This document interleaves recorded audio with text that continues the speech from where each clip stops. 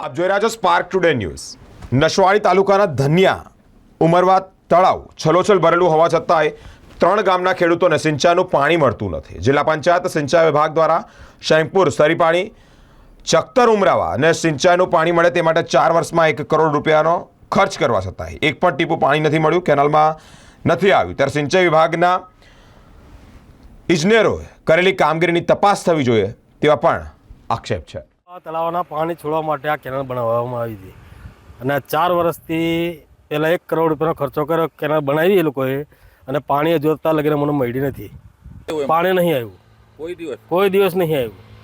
અમને જમીનનું વળતર મળે ને સિંચાઈ માટે અમને પાણી મળે એ અમારા માટે સારું છે। બધા ખેડૂતોને જેટલી બી કેનાલ નજીક જેટલી બી જમીન છે એ લોકોને પાણી મળે એ સારું છે। અહીંયા ઠેઠ ચકતર ઉમરવાથી અમારી કેનાલ ઠેઠ કાધા લગીને ગયેલી છે। એક બી જગ્યાએ પાણી નહીં આવતું, એક બી જગ્યાએ પાણી આવતું નથી।